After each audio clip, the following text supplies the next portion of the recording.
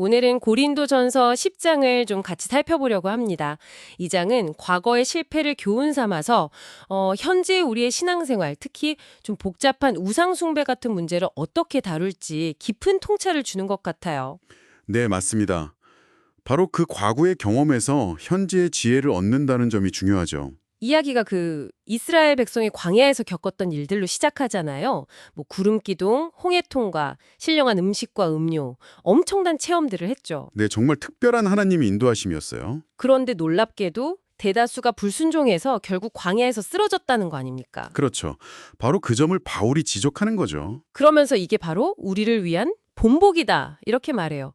그들의 실패가 오늘 우리에게 경고가 된다는 뜻이죠.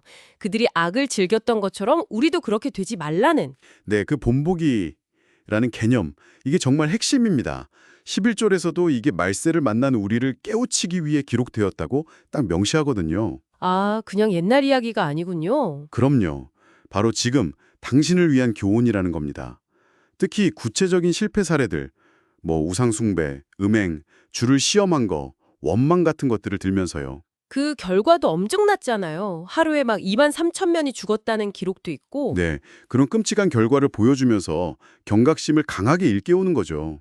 이게 뭐 과거의 문제만이 아니라 언제든 반복될 수 있는 인간의 연약함을 보여주는 거예요. 그러고 나서 그 유명한 구절 나오죠. 선줄로 생각하는 자는 넘어질까 조심하라. 아, 이거 정말. 네, 스스로 괜찮다고 나는 문제 없다고 생각하는 순간이 가장 위험할 수 있다는 아주 날카로운 지적이죠. 섬뜩하게까지 해요. 근데 또 바로 뒤에 희망적인 약속도 주잖아요. 맞아요.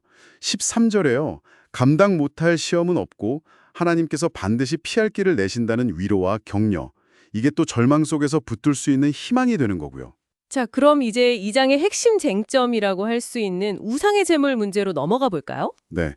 당시 고린도 교회 성도들한테는 이게 아주 실제적이고 좀 골치 아픈 문제였을 겁니다. 그렇죠. 일상생활에서 부딪힐 수밖에 없었을 테니까요. 바울도 일단 우상 자체는 아무것도 아니라고는 말해요. 19절 보면. 그렇죠. 그런데 여기서 좀 미묘한 지점이 생겨요. 어떤 점이죠? 이방인들이 드리는 제사는 사실상 귀신에게 하는 거다. 이렇게 말하거든요. 20절에요. 아, 우상은 아무것도 아니지만 그 제사 행위는 영적인 의미가 있다는 거군요. 바로 그겁니다. 그러니 질문이 생기죠. 그리스도인이 그 제물에 참여하거나 그 음식을 먹어도 되는 걸까? 정말 어려운 문제네요. 바울의 답은 근데 상당히 단호합니다. 주의 잔과 귀신의 잔을 겸하여 마시지 못한다. 21절 말씀이죠. 아예 양립 불가능하다고 선을 긋는군요. 네, 그리스도인의 정체성과 우상숭배 관련 행위는 함께할 수 없다는 선언이요. 근데 여기서 그냥 안 된다 하고 끝나는 게 아니라 왜 안 되는지, 그게 공동체에 어떤 영향을 미치는지까지 설명하는 경위 없죠. 맞아요. 그래서 그 뒤에 아주 실질적인 행동 지침들이 따라 나오잖아요. 그 유명한 원칙. 모든 것이 가하나 모든 것이 유익한 것은 아니다. 네, 23절 말씀이죠. 모든 것이 가하나 모든 것이 덕을 세우는 것은 아니니. 여기서 자유의 개념을 완전히 새롭게 제시하는 거예요. 단순히 내가 할 수 있냐 없냐의 문제가 아니라 그렇죠. 내 행동이 다른 사람과 공동체에 어떤 영향을 주는가, 이게 기준으로 바뀌는 거죠. 그래서 24절에서 자기 유익을 구하지 말고 남의 유익을 구하라고 강조하고요. 구체적인 예를 들어주면 더 와닿을 것 같아요. 아, 네. 예를 들면 시장에서 파는 고기 있잖아요. 이건 뭐 그냥 양심을 위해 묻지 말고 먹어도 괜찮다고 해요. 네, 25절에요. 또 믿지 않는 사람 집에 초대받았을 때 차려진 음식도 마찬가지고요. 27절. 네, 굳이 막 이거 없이 제사 드렸던 건가요? 이렇게 물어볼 필요 없다는 거죠. 그쵸. 그런데 만약 누군가가 옆에서 아, 이거 제물이었어요 라고 알려주면 그때는 먹지 말라고 조언해요. 네, 28절, 29절이죠. 그 이유가 중요해요. 그 말을 한 사람, 그리고 그의 양심을 위해서 먹지 말라는 거죠. 내 자유가 다른 사람의 믿음을 흔들거나 걸림돌이 되어서는 안 된다는 정말 깊은 배려인 것 같아요. 바로 그게 이 10장 전체를 꿰뚫는 원리입니다. 그리스도인의 자유는 그냥 내 맘대로 하는 게 아니라 공동체의 덕을 세우고 다른 사람의 양심을 배려하는 책임감 안에서 사용되어야 한다는 것. 결국 모든 행동의 기준은 하나로 모아지는군요.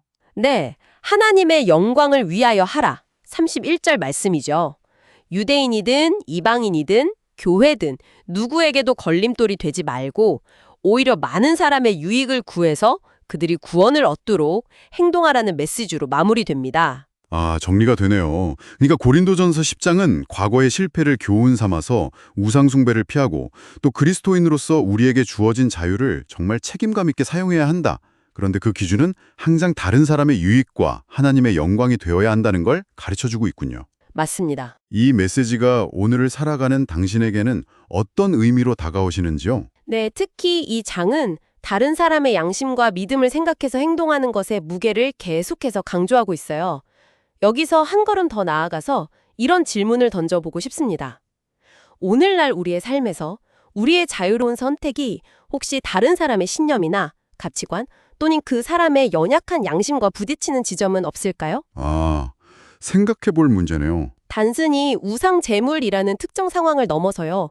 개인의 자유와 공동체의 평안, 그리고 하나님의 영광 같은 더 높은 가치 사이에서 균형을 잡아야 하는 그런 현대적인 고민거리들, 그런 것들에 대해 한번 깊이 생각해보는 시간이 되면 좋겠습니다.